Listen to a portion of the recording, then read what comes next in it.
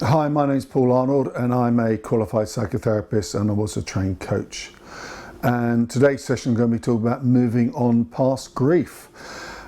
A massive big topic, and I can only just give you a taster about this stuff.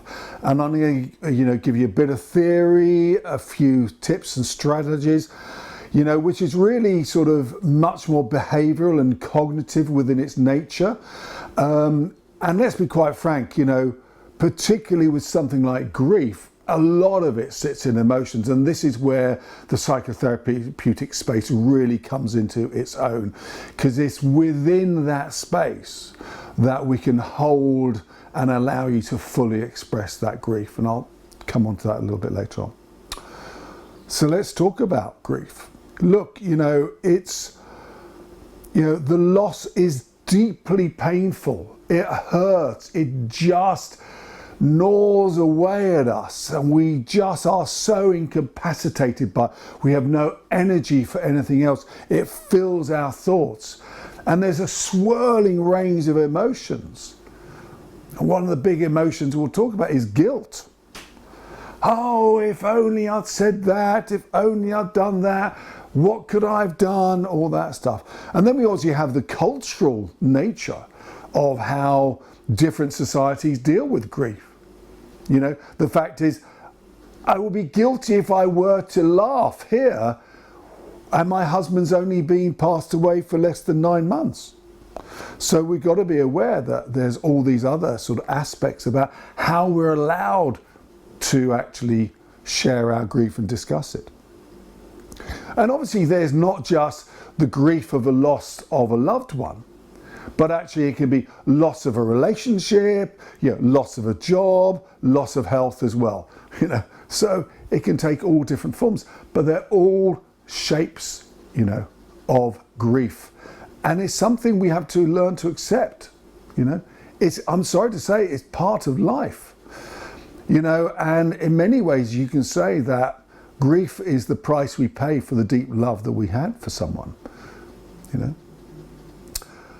So one of the big theorists in this area is Kubler-Ross, and there's some debate about how linear is the progression. It isn't linear, you can jump to and from, are there other stages in there, what's the empirical evidence? But overall, as an intro, it's a very powerful model. And what she describes is like there are different stages we go through from grief, which is a first stage of denial, like it hasn't happened, it hasn't happened, it hasn't happened. You go to bed at night, you come in the morning, you think, no, it's a bad dream, and then you have that horrible realization, no, that really has happened.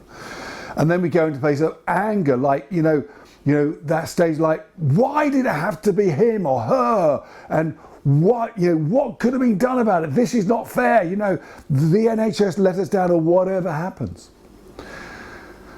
And then we have a stage called bargaining, which is like somehow making sense of it all, trying to work out, what could have been done. And like almost it's the first stage towards actually a later stage of acceptance. And then we go into a place of depression.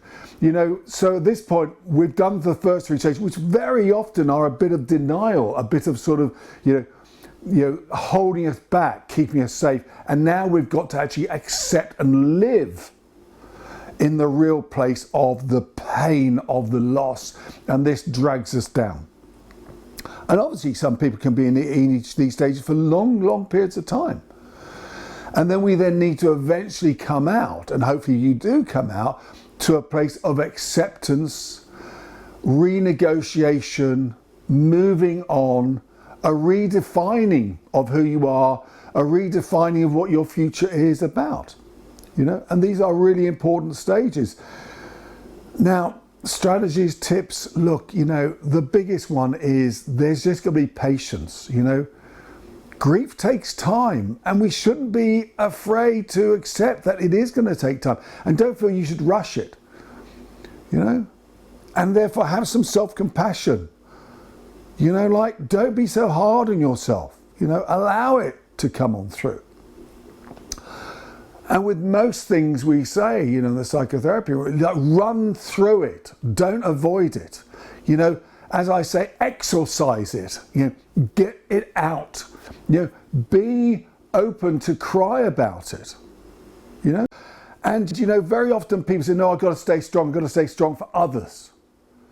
Yeah, well, that's just a defense strategy, holding yourself away. At some point, it will have to catch up with you, and we often feel like, yes, but I'll just collapse, I'll just disintegrate. You know what? We are much stronger and much more resilient than we maybe give ourselves credit to be.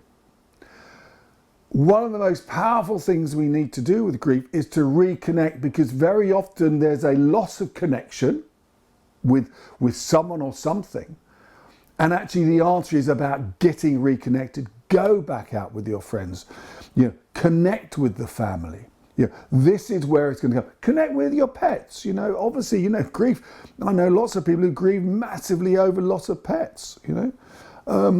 These are really powerful emotional spaces for us. And then there's something about shaping the narrative. Very often it's quite useful to sort of write the narrative of that relationship, be it with the work or whatever, to allow you to almost have it written down, which allows you to move on. Because we need to have a new narrative, and I'll talk later on in another video about, creating a narrative. And actually, I think it's quite useful to, particularly if you had that before the person, is what would they say to you? What would that past person or whatever say to you? Very often say, look, go and have a life. I remember when my father passed away, before that, he called us three boys down and we had a curry together. He said, look, as you know, I've been overweight all my life, and I've had good days and bad days and things like that, but overall I'm at peace. So actually, when I do pass away, because you get the phone call at some point in time, don't cry for me, keep living your life, I'm at peace with it. And that was a really powerful gift that he gave us, because it did help us to accept what had happened and allow us to move on. Clearly, the psychotherapeutic space is a very powerful place to deal with grief, because not only is it a safe holding space that allows you to express all your emotions, and let's be quite frank, there can be negative emotions about the person as well as positive ones as well, and it's accepting the truth. But it's also about how do we create a place that we are able to move on and be able to let go. And I'll do another video all about letting go. Anyway, I hope that was of use. Take care and look after yourselves.